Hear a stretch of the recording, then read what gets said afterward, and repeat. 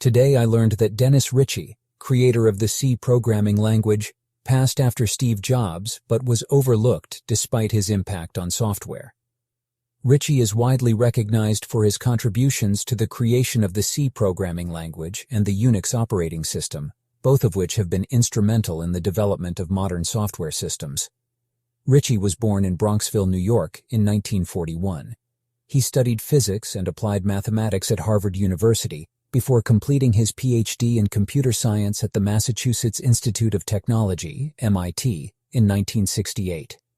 It was during his time at MIT that Ritchie began to develop the C programming language, which would go on to become one of the most widely used programming languages in the world. The C language was designed to be a low-level programming language that could be used to create operating systems, compilers, and other system software. It was also designed to be portable, meaning that it could be used on a variety of different computer systems. This made it an ideal language for the development of the Unix operating system, which Ritchie co-created with Ken Thompson at Bell Labs in the early 1970s. Unix quickly became popular within the academic and scientific communities due to its flexibility and reliability. It also served as the foundation for many other operating systems, including Linux and macOS. The C language, too, became widely used and is still in use today, with many modern programming languages being based on its syntax and structure. Despite his significant contributions to modern computing, Ritchie remained relatively unknown outside of the tech community. His death, which occurred just 1 week after the death of Steve Jobs, was largely overshadowed by the media attention given to Jobs, who was widely recognized as the face of the technology industry. Dennis Ritchie was a pioneering computer scientist who played a key role in the development of the C programming language and the Unix operating system. His contributions to modern computing have been enormous and far-reaching, and his legacy continues to influence software development to this day. Despite his significant achievements, however, Ritchie remained a relatively unknown figure outside of the tech community, and his death was largely overshadowed by the media attention given to Steve Jobs. Today, I learned 75% of Japanese households own high-tech toilets that can warm you up, check your blood pressure, play background sounds, and even eliminate the need for toilet paper, while opening and closing automatically. According to a survey conducted by the Japan Sanitary Equipment Industry Association, an astounding 75% of Japanese households have a sophisticated toilet system installed. These toilets are equipped with advanced features that eliminate the need for traditional toilet paper. Instead, they use a water spray for cleansing, which is not only more hygienic, but also eco-friendly.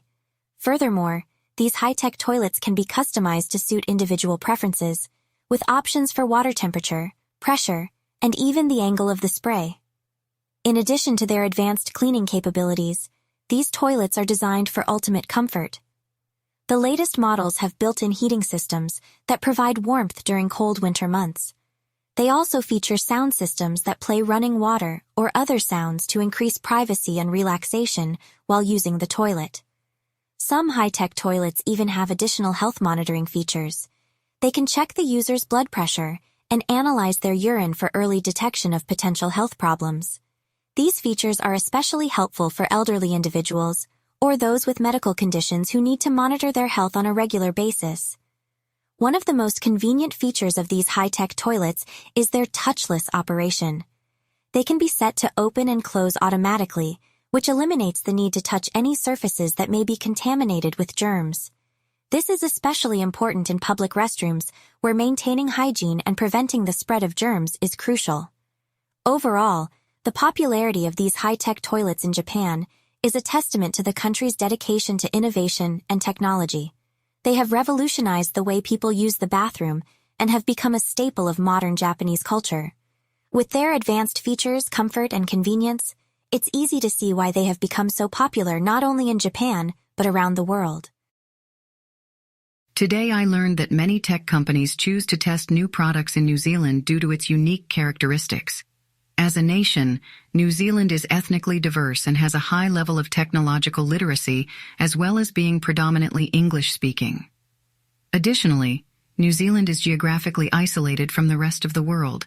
making it an ideal location for product testing.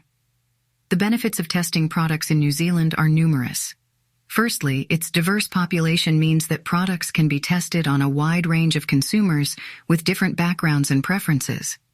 Secondly, the high level of technological literacy in New Zealand means that consumers are more likely to understand and engage with new products. Thirdly, being predominantly English-speaking means that language barriers are not a hindrance to testing products. Lastly, the isolation of New Zealand means that if a product does not perform well, it is unlikely to be widely reported outside of the country and thus not damage the reputation of the company. Several tech companies have chosen New Zealand as a testing ground for their products. For example, Google tested its Project Loon in New Zealand, which is a network of high-altitude balloons that provide internet access to remote areas. Similarly, Amazon tested its delivery drones in New Zealand, with the country's Civil Aviation Authority being the first in the world to grant Amazon permission to test its drones. New Zealand's geographic isolation also makes it an ideal location for testing self-driving cars. In 2017, a New Zealand startup called HMI Technologies announced plans to develop a self-driving shuttle bus for use on New Zealand roads. The company believed that New Zealand was an ideal testing ground due to its geographic isolation and the country's willingness to embrace new technologies. Overall, New Zealand's unique characteristics make it an ideal location for tech companies to test their new products. Its diverse population, high level of technological literacy, and predominantly English-speaking population make it an attractive market for testing.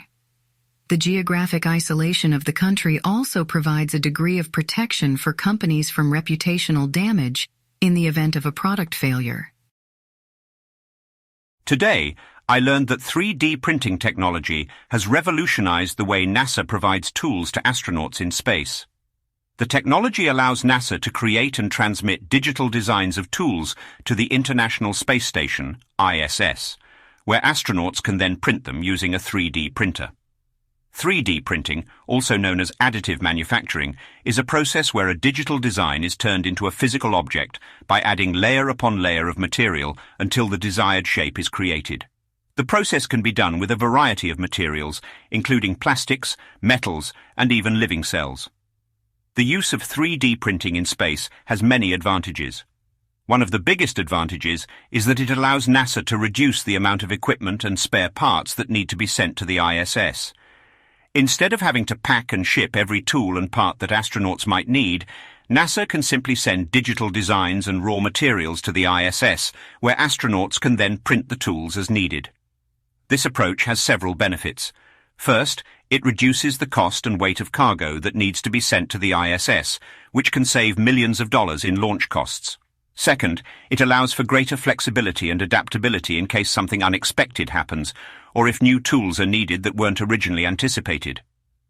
The first 3D printer was sent to the ISS in 2014, and since then, NASA has printed a variety of tools and parts in space, including wrenches, replacement parts for life support equipment, and even a pizza for the astronauts to enjoy. In addition, NASA is also exploring the use of 3D printing to create habitats and other structures on the Moon and Mars. The use of 3D printing technology in space is not only limited to NASA. Other space agencies, such as the European Space Agency and the Russian Federal Space Agency, are also using 3D printing to create tools and parts in space. Overall, 3D printing has enabled NASA to drastically reduce the time and cost of creating and delivering tools and parts to the ISS. By allowing for on-demand manufacturing in space, the technology has opened up new possibilities for exploration and discovery beyond Earth. Please like and subscribe for more videos like this one. Thank you.